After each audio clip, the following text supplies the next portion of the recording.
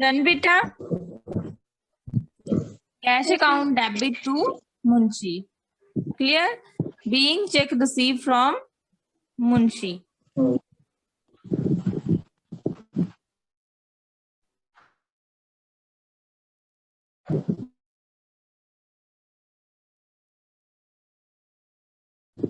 Okay. जब भी आपकी एक एंट्री कंप्लीट होती है, यहाँ नीचे लाइन लगाएंगे, स्टार्ट हो गई है, लाइन लेते हैं, क्लोज नहीं करते हैं और एंट्री स्टार्ट देते हैं। तो ऐसे क्वेश्चन देखने को ही बड़ा क्वेश्चन लगता है, तो आप करेंगे। और स्केल आपके पास हमेशा रहेगी, जब भी आप एंटर करते हैं तो आपको लाइंस नहीं कैंसिल होना आपके पास। और यहाँ तक क्लियर होनी है ये जो एंट्रीज हैं इसमें से। ओके, नेक्स्ट क्या है? नेक्स्ट एंट्री क्या पूछी है? Deposited from Munshi. मुंशी से जो 1000 का चेक रिसीव हुआ था उसको बैंक में डिपॉजिट करवा दिया। ठीक है, कौन सी डेट को? 4 को रिसीव हुआ था और 5 डिपॉजिट करवा दिया बैंक में। तो डिपॉजिट करवाने की क्या एंट्री होती है? बैंक में डिपॉजिट करवाने की entry bank account to cash account. Bank account to cash account. Good. देखो, बैंक में जब भी पैसा डिपॉजिट करवाया जाता है ना, तो एंट्री होती है bank account debit to cash account. और अगर ऑफिस यूज के लिए से निकलवा हूं, ठीक है, तब क्या हो जाएगा? यहाँ पे देखो, मैं जमा करने होते हैं ना पैसे, तो bank account debit to cash account. ठीक है, आप जैसे बैंक में जमा करवा रहे हैं पैसे, ठीक है, तो आपके पास से पैसे जा रहे हैं, कहाँ जा रहे हैं? बैंक में जा रहे हैं, इसलिए टू कैश करेंगे। ठीक है, जब आप बैंक से पैसे निकलवाएंगे तो पैसे आ रहे होंगे आपके पास, इसलिए कैश को आप डेबिट करेंगे। ठीक है, रिवर्स हो जाएगी। ये तो डिपॉजिट करने की एंट्री है ना, बैंक अकाउंट कैश अकाउंट। अगर बैंक से विड्रॉ करवा रहे हैं आपसे, ठीक है, जो विड्रॉ करवा रहे हैं बैंक से और पर्सनल सॉरी ऑफिस यूज के लिए करवा रहे हैं, तो कैश को हम डेबिट करेंगे और बैंक को हम क्रेडिट करेंगे। ठीक है, तब ऐसा होगा, कैश को क्या करेंगे?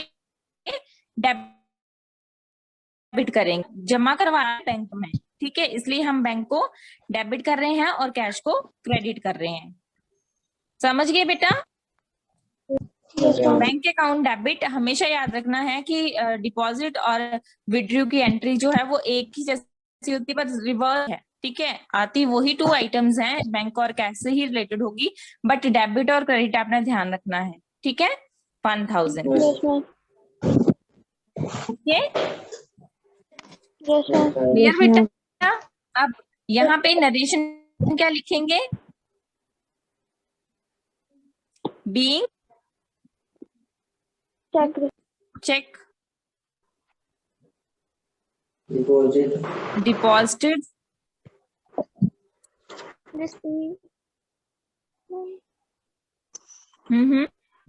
Into bank.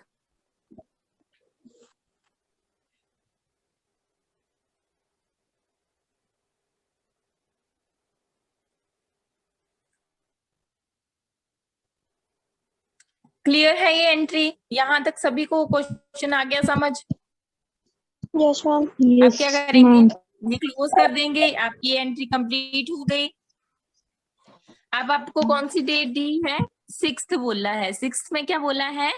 Bank charges. अब देखो, बैंक चार्जेस जो हैं वो मतलब चार्जेस जो हैं वो एक्सपेंसेस हैं, पे करने होंगे बैंक चार्जेस। तो जितने भी एक्सपेंसेस होते हैं, जितने भी आपके लॉसेस हैं, उनका कौन सा बैलेंस होता है? कौन सा बैलेंस होता है? जितने भी एक्सपेंसेस हैं, लॉसेस हैं, तो बैंक चार्जेस भी क्या है? एक्सपेंसेस हैं बेटा। ठीक है, क्या कौन सा बैलेंस होगा? कौन सा ये रियल अकाउंट है? रियल अकाउंट का रूल लगेगा, नॉमिनल का लगेगा, पर्सनल का लगेगा, किसका लगेगा यहाँ पे रूल? रूल्स ऑफ अकाउंट्स पढ़ाए हैं ना मैंने आपको, ठीक है। तो कितने 3 तरह के होते हैं। तो फर्स्ट है पर्सनल का। पर्सनल अकाउंट का क्या रूल होता है, रियल का क्या होता है और नॉमिनल का। जितने भी एक्सपेंसेस और लॉसेस होते हैं, प्रॉफिट्स होते हैं, वो आपका नॉमिनल अकाउंट में आते हैं, ठीक है। तो बैंक चार्जेस जो है वो आपका एक्सपेंसेस है, ठीक है। जब एक्सपेंसेस है तो एक्सपेंसेस को क्या करते हैं, जितने भी एक्सपेंसेस है, all the expenses and losses जितने भी हैं वो सारे के किए जाते हैं, डेबिट किए जाते हैं। और जितने भी इनकम्स गेन्स प्रॉफिट हैं उनका कौन सा बैलेंस होता है, क्रेडिट। करवाए हैं मैंने, ठीक है। तो बैंक चार्जेस क्या है बेटा आपका, क्या है बिजनेस के लिए, क्या है वो, लॉस है, एक्सपेंसेस है या इनकम है। बताओ बेटा क्या है बिजनेस के लिए, क्या है बैंक चार्जेस पे करने हैं बिजनेस ने। एक है उसने, या एक फर्म है उसने वो बिजनेस से के रिगार्डिंग जो है वो बैंक चार्जेस जो है वो पे कर रही है, तो उसके लिए वो एक्सपेंसेस है या इनकम है।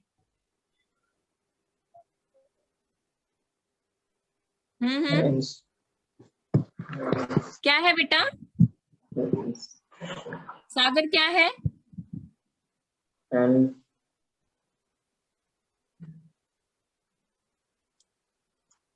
सेजल क्या है। बैंक चार्जेस पे करने हैं बेटा बिजनेस ने। मैम बैंक के लिए वो एक्सपेंसिव है। नहीं, बिजनेस जो है वो पे करेगा, बैंक चार्जेस जो है वो उसके लिए एक्सपेंसेस हैं। तो जो एक्सपेंसेस हैं तो एक्सपेंसेस को जितने भी एक्सपेंसेस लॉसेस होते हैं उनको डेबिट करते हैं, ठीक है। आपका जो थर्ड रूल है वो क्या है, नॉमिनल अकाउंट है, उसका क्या रूल है, debit all expenses and losses, credit the income and gains, ठीक है। Debit the all expenses and losses, जितने भी एक्सपेंसेस और लॉसेस हैं उनको क्या करना है, डेबिट करना है।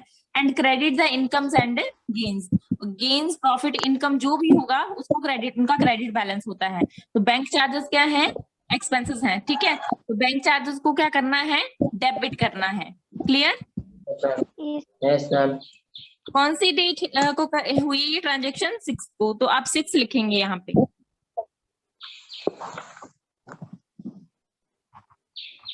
बैंक चार्जेस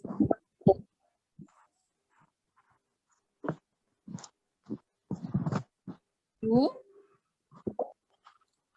बैंक, कितना अमाउंट है, ₹10।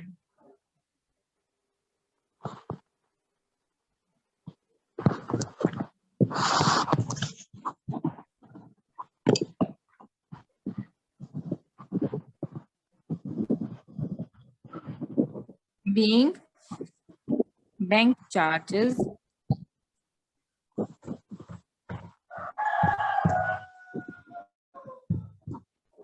debited by बैंक,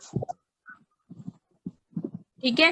अब ये आपका थर्ड रूल नॉमिनल अकाउंट का रूल था, जितने भी एक्सपेंसेस होते हैं उनका बैलेंस जो है वो डेबिट होता है, और जितने भी इनकम्स होते हैं प्रॉफिट्स होते हैं उनका बैलेंस जो है वो क्रेडिट होता है, ठीक है।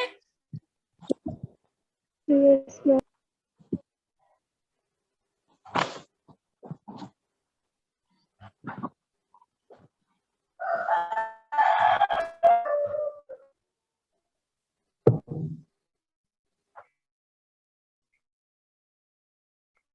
नेक्स्ट है यहाँ पे इंटरेस्ट क्रेडिटर, और इंटरेस्ट कितना है, ₹10।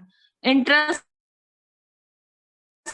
जो है, ठीक है, जैसे आपके जैसे बैंक में डिपॉजिट होते हैं ना पैसे, तो इंटरेस्ट मिलता है ना उनपे, मिलता है ना। तो बिजनेस के पैसे सोचो कि फॉर्म का एक नाम है वो देते हैं, तो इंटरेस्ट जो मिला है ₹10 मिला है, तो फॉर्म है इनकम है, ठीक है, इनकम है ना, गेन है, या अगर पेड बोला होता ना, पेड, ठीक है, पेड और फर्म के लिए बोला होता कि फर्म ने पे किया है इंटरेस्ट, तब तो वो उसके लिए क्या होना था, एक्सपेंसेस होना था।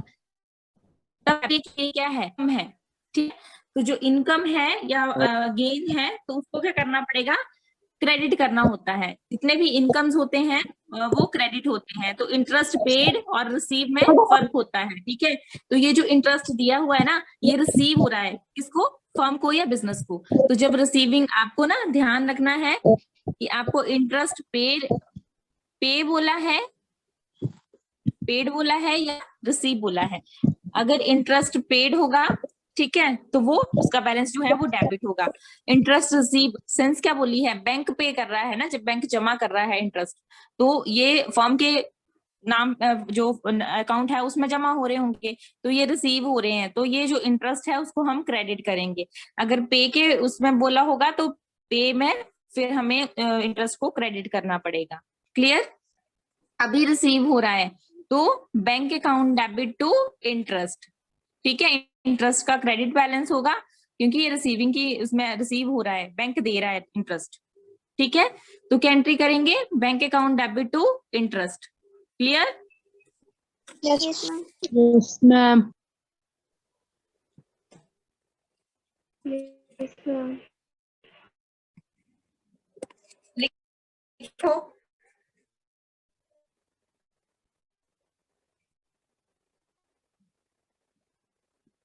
Bank account debit to interest.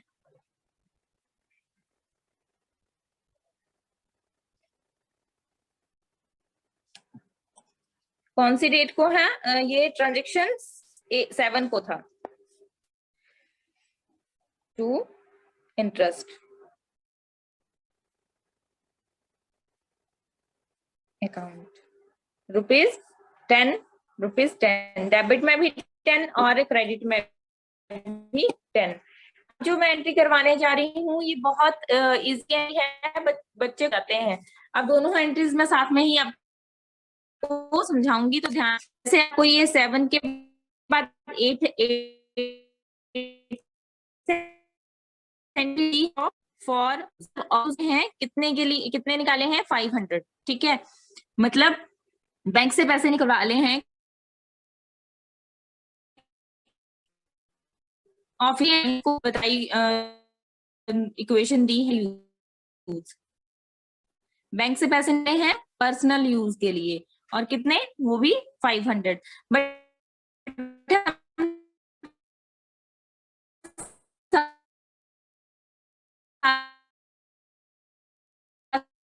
साथ में यूज, वेरी गुड।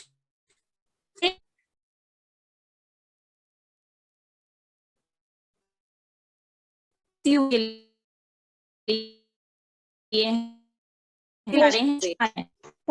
ठीक है, तो कैश को क्या करेंगे बेटा, डेबिट करेंगे। और कहाँ से निकलवा रहे हैं, बैंक से निकलवा रहे हैं, टू बैंक करेंगे। ठीक है, समझ गए? देखो मैंने आपको पहले भी एंट्री समझाई थी ना कि अगर बैंक में डिपॉजिट करवाए जा रहे हैं पैसे, ठीक है, तो क्या एंट्री होती है, bank account debit to cash, ये एंट्री होती है, यही होती है ना। अब देखो विड्रॉ करवाए जा रहे हैं, मतलब पैसे निकलवाने हैं, तो क्या हो जाएगा, तो कैश आपके पास आ रहा है और कहाँ से निकलवा रहे हैं, बैंक से। बैंक से। है ना दोनों रिवर्स एंट्रीज? Yes ma'am. ठीक है, बस यहाँ पे विड्रॉ जो है वो ऑफिस यूज के लिए होने चाहिए, ना कि पर्सनल यूज के लिए। अगर ये चीज पर्सनल यूज के लिए, पैसे जो हैं बैंक से पर्सनल यूज के लिए निकलवा रहे हैं, तो पर्सनल यूज को क्या बोलते हैं, ड्रॉइंग्स। ठीक है, तो drawings account debit to bank होना। समझ गए?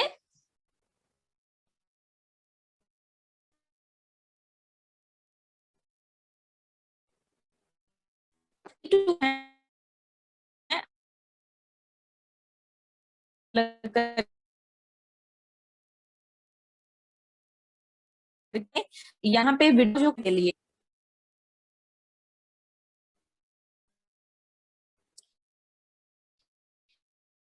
आपका डेबिट, ठीक है, डेबिट लिखना है यहाँ। कितने पैसे निकलवा रहे हैं, 500।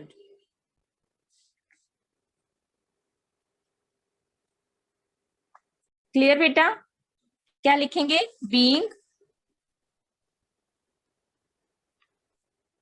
withdrew cash from bank for office use. Withdrew cash from bank for office use. Clear बेटा? Yes, ma'am. Yes, ma'am.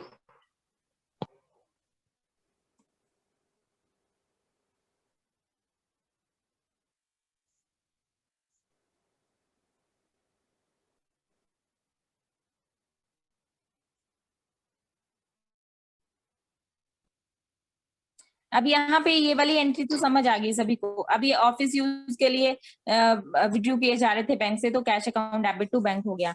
अब सेकंड एंड नेक्स्ट जो बोली है 9th को, तो वो बोली है कि withdraw for office use. Office use के लिए 500 रुपए जो है वो निकलवाने हैं बैंक से, ठीक है, विड्रू करवाने हैं। तो पर्सनल यूज के नाम से है, तो यहाँ पे क्या लिखेंगे, क्या एंट्री होगी, एंट्री होगी Drawing account. Drawings account debit to Bank account. Good. Drawings account debit to Bank account.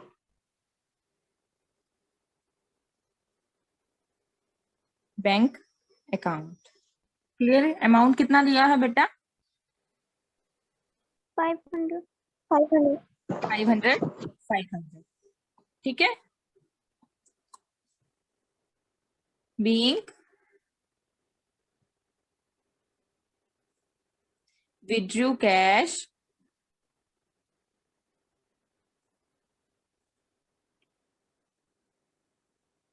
from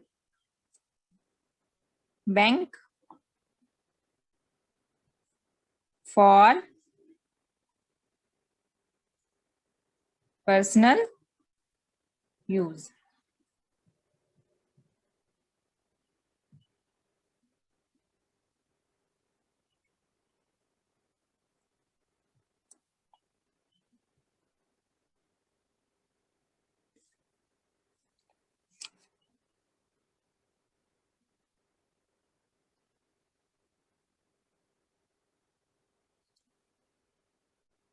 सारी ही एंट्रीज पता लग गया बेटा, ये जो की अभी हमने? Yes, ma'am. Yes, ma'am. मैं आपको एंट्रीज दूं, करेंगे Yes, आप? Yes, ma'am. ओके।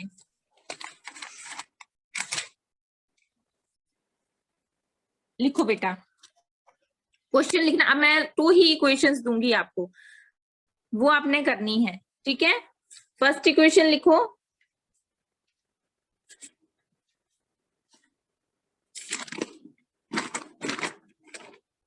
इस क्वेश्चन में किसी को डाउट है? क्लियर है क्वेश्चन ये सभी को? Yes, ma'am. क्लियर है बेटा? Yes, ma'am. Okay.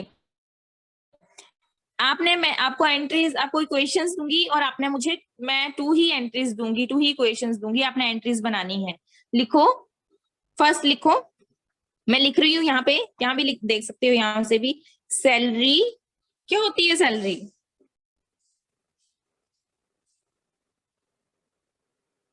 Paid by cheque ₹1000, ठीक है। सैलरी जो है वो पे की है, और कैसे पे की है? बाय चेक, ठीक है। एक फर्म है, वो अपने एम्प्लॉय को सैलरी पे कर रही है ₹1000, और किसके थ्रू कर रही है उसको पे? चेक के थ्रू, ठीक है। ये एंट्री बनानी है अपने, इसकी क्या एंट्री बनेगी, ठीक है। सेकंड है,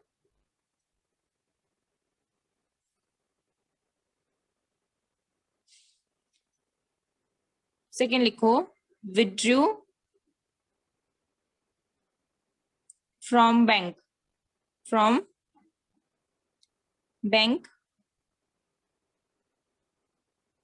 ₹1000 फॉर पर्सनल यूज, ठीक है। Yes, ma'am. फर्स्ट लिख ली सभी ने, salary paid by cheque ₹1000, second है withdrew from bank ₹1,000 for personal use.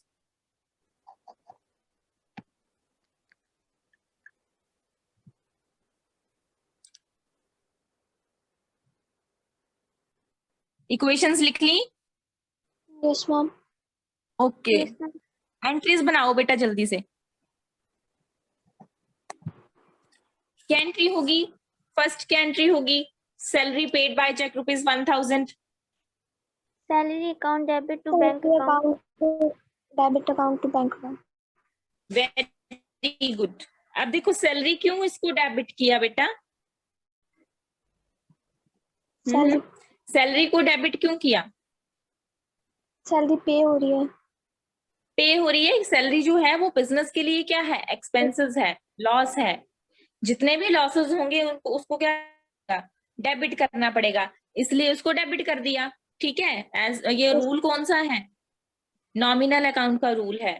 ठीक है, और नॉमिनल अकाउंट में क्या आता है? इनकम एंड एक्सपेंडिचर से रिलेटेड होता है वो नॉमिनल अकाउंट। ठीक है, तो सैलरी क्या था? एक्सपेंसेस या लॉस था बिजनेस के लिए, तो वो क्या था? उसको डेबिट कर दिया। और किस तरह से पे की जा रही है?